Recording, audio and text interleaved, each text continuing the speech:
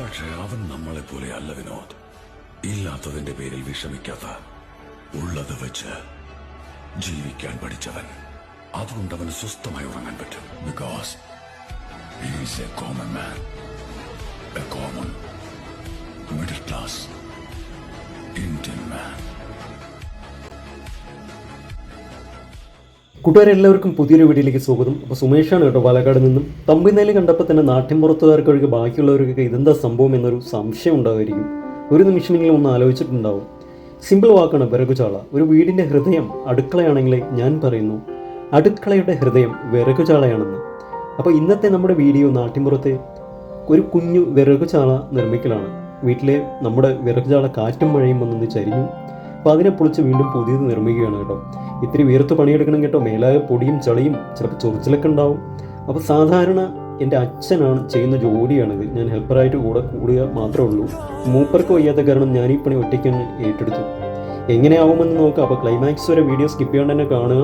ഇഷ്ടപ്പെട്ട ഒന്ന് ഷെയർ ചെയ്യുക.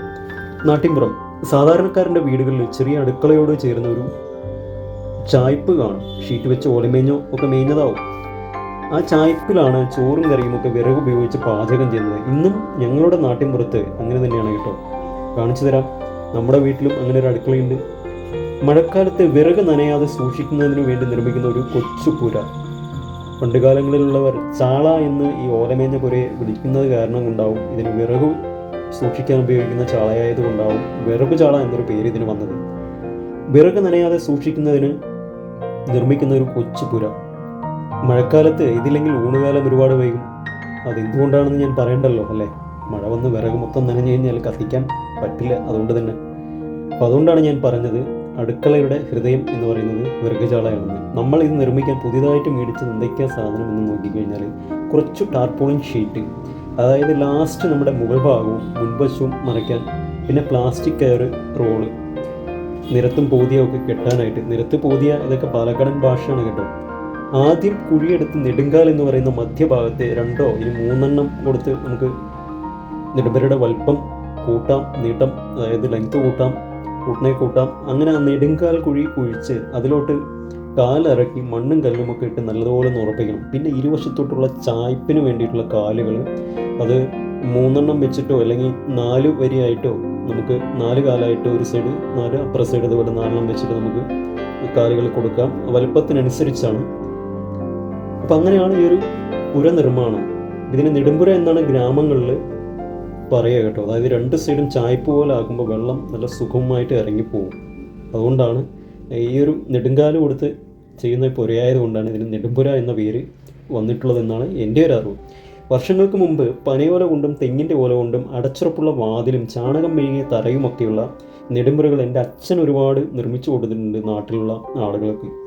2000, 2001, 2002 കാലഘട്ടങ്ങളിലാണ് തോന്നുന്നു കല്യാണത്തിന് ഓല മേഞ്ഞ ഫ്ലാറ്റ് പന്തലും വലിയ നെടുമ്പുര ടൈപ്പിൽ ഏത് ഇടിവിട്ട് മഴയും അകത്തോട്ട് കടത്തിവിടാത്ത പന്തലും അച്ഛൻ പണിയുമ്പോൾ കുറേ പ്രാവശ്യം കുട്ടിയായിരുന്ന ആ ഒരു 9 or 10 വയസ്സുകാരൻ ഓല എടുത്തു കൊടുക്കാനും ചൂടി എടുത്തു കൊടുക്കാനും ഒക്കെ അച്ഛൻ്റെ കൂടെ കുറേ വട്ടം പോയിട്ടുണ്ട്.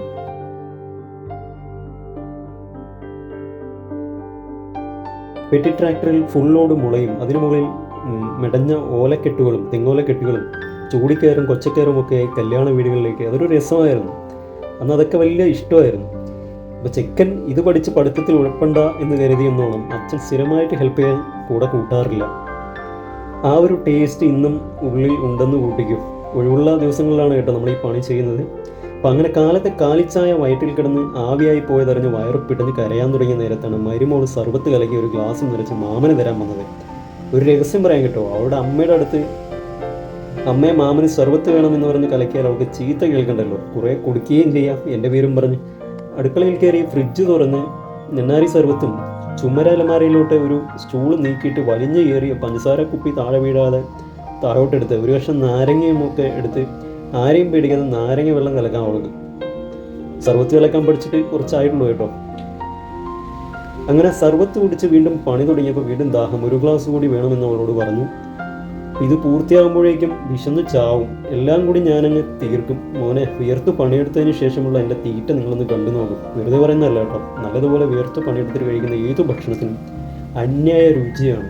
അതറിയണമെങ്കിൽ നല്ലതുപോലെ ഒരു ദിവസമെങ്കിലും നിങ്ങളുടെ വീട്ടിൽ ചെയ്യാൻ പറ്റുന്ന, വിയർത്തിട്ട് ചെയ്യാൻ പറ്റുന്ന പണികൾ എടുത്ത് വയറ് കത്തിക്കാളുമ്പോൾ വീട്ടിലുണ്ടാക്കിയ ഭക്ഷണം ഒന്ന് കഴിച്ചു നോക്കണേ കൂട്ടുകാരെ. പിന്നെ നമ്മൾ ഈ വിറക് ചാണയുടെ ഉള്ളിലാണ് അച്ഛൻ്റെ പണിയായുധങ്ങളായിട്ടുള്ള കടപ്പാര, കമ്പി എന്ന് പറയുന്ന നാട്ടിൽ, പിക്കാസ്, കൈക്കോട്ട്, കൊടുവാള്, അരിവാൾ തോട്ടി, കയറ്, കുട്ട, പിന്നെ അച്ഛൻ്റെ കിണറിൻ്റെ വർക്ക് അച്ഛൻ ചെയ്തുകൊണ്ടിരുന്ന സമയത്ത് കിണറ്റിൽ നിന്നും കല്ലും മണ്ണും ഒക്കെ മുകളിലെത്തിക്കാൻ ഉപയോഗിച്ചിരുന്ന ആ ഒരു കപ്പി. പണ്ട് ഇത് മരത്തിൻ്റെ ആയിരുന്നു കുറേ കാലം മുമ്പ് വരെ ഉപയോഗിച്ചിട്ടുണ്ടിരുന്നത്. പിന്നെ ഒരു വെൽഡിംഗ് ഷോപ്പിൽ പറഞ്ഞ് ചെയ്യിപ്പിച്ചെടുത്താണ് ഈ ഒരു ഐറ്റം എന്ന് പറഞ്ഞു കഴിഞ്ഞാൽ. പിന്നെ എൻ്റെ ആർട്ട് വർക്കിന് ചെയ്യാൻ വേണ്ടി ഞാൻ തന്നെ വീട്ടിലുണ്ടാക്കിയ 3 കാലുകളുള്ള ട്രൈപ്പോഡ്. ഇതൊക്കെ ഈ പുരയിലെ അന്തേവാസികളാണ് കേട്ടോ. ചുള്ളി വിറകും കൊള്ളി വിറകും ചകിരി, ചിരട്ട, പിന്നെ പൊതിക്കാനുള്ള തേങ്ങകൾ, ഇതൊക്കെ ഇവിടുത്തെ അംഗങ്ങളാണ്.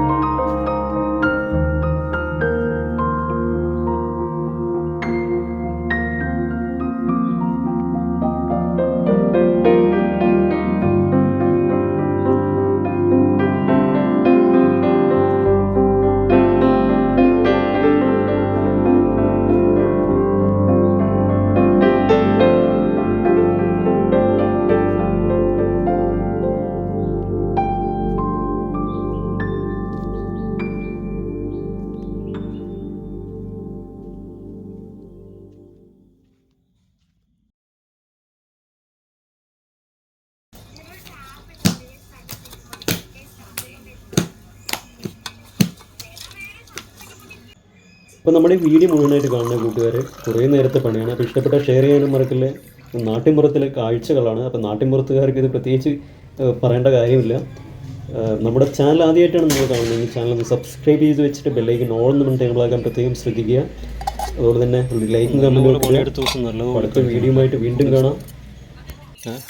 ഇന്നലത്തെ സാമ്പാർ മാം പഠിക്കട്ടെ എന്നാ. റെഡി?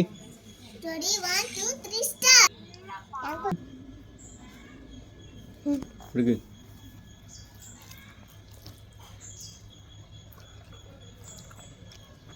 ചീര. ഇത് പഴകിയ സാമ്പാറാണ്. പഴകിയ സാമ്പാറാ? ഒരു സൈഡിലേക്ക് വയ്ക്കാം. നേരെ രണ്ടും കൂടി കുഴച്ച് പഠിക്കാം. മാങ്ങ, നമ്മുടെ അച്ചാറിട്ട മാങ്ങ, മോരും വെള്ളം. ഇത്രയും പണിയെടുത്താൽ അത്രയും അമ്മ ഫുഡ് കഴിക്കും. അപ്പോൾ subscribe, like, comment, share, comment. Okay.